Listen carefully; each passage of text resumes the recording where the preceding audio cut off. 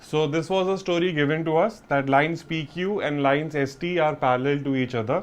An angle PQR is 110 degree, an angle RST is 130 degree. Find this angle. Again, using the same idea, draw a third line parallel to both the lines PQ and ST, or draw a line which is parallel to PQ and passing through R. This line will also be parallel to ST anyway. Now once I have two parallel lines, once again I can see this angle and this angle are the interior angles on the same side. So this angle plus this angle is going to give me 180 degrees. This is 130 degrees, so this must be 50 degrees. Now look at these two parallel lines. These are the interior angles. This is 110 degree, so this must be 70 degree. Now look at this line. You know all the angles on a straight line add up to 180 degree. 70 degree, 50 degree, 120 degree gone, so I'm left with 60 degree, and I've got my answer. So I hope by now we are finding this kind of question very easy. Just draw a third parallel line and your job will be done.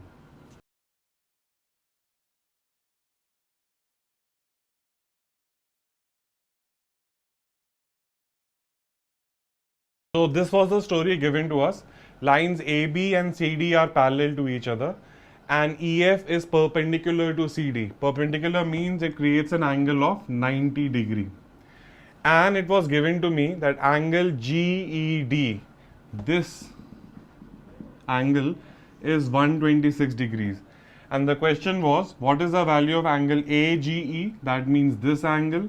What is the value of angle GEF, and what is the value of angle FGE?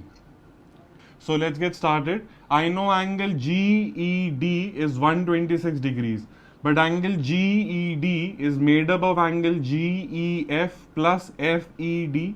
I know FED is 90 degrees, so 126 minus 90 degrees is going to give me angle GEF. 126 minus 90 gives me 36 degrees. I can very quickly see, and the direction does not matter, just keep taking the next step. I can see this whole arc is going to be 180 degrees.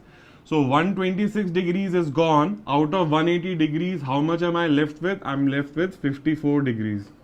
Now notice the parallel line, notice this angle and this angle. This is GE is the transversal across two parallel lines AB and CD. That means the sum of the angles on the interior on the same side of the transversal is going to be 180 degrees. That means 54 plus angle AGE, whatever this is going to be 180 degree. 54 plus what will give you 180 degrees? You just saw that 126 degrees will give you 180 degrees. Now once I have this as 126 degrees, or I could have also seen the Z shape and said that the alternate interior angles, this angle and this angle, are equal to each other. And if this is 90 degrees, I'm just playing with it now. If this is 90 degrees, this is also going to be 90 degrees, because 90 plus 90 is going to give me 180. These are again interior angles on the same side of the transversal. If this is 90 degrees, this is a total of 180 degrees, this is 90 degrees, right? So once again, a fairly easy question can be done very quickly.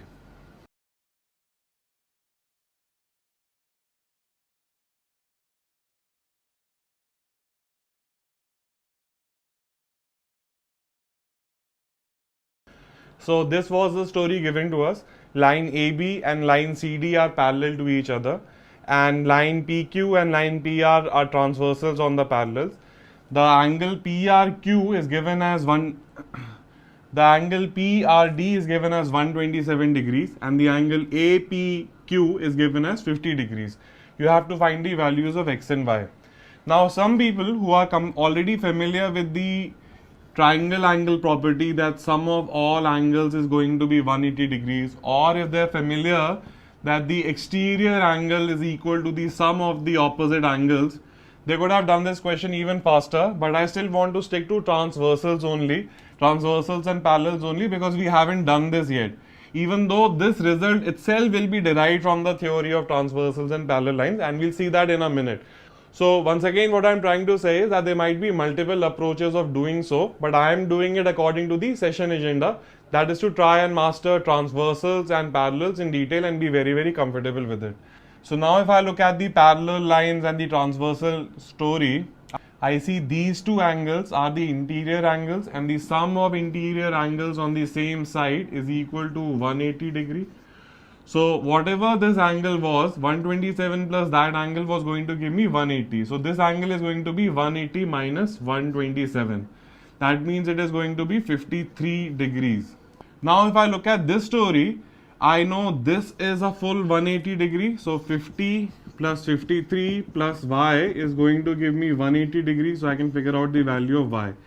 Y is going to be 180 minus 103. That means it is going to be 77 degrees. Now think of angle x and again take PQ as a transversal. This angle and this angle are alternate interior angles. Think of the parallel and transversal, this angle and this angle, right? Again the Z shape. So this and this are equal to each other. So this is also going to be 50 degrees. So I've got everything. And without using the triangle logic or the exterior angle logic, just using the transversal and parallel lines. And once again, there could be multiple ways of playing with it. If this is 127 degrees, this was overall 180 degrees. So this angle is going to be 180 minus 127. That means 53 degrees. Once again, if this was 53 degrees, this would also be 53 degrees because these are alternate interior angles. And if this is 50 degrees, the sum of this 50 degree plus this angle was going to give you 180 degrees. So 50 degrees plus 53 plus y was going to give you 180 degrees. So once again you would get the value of y as 77.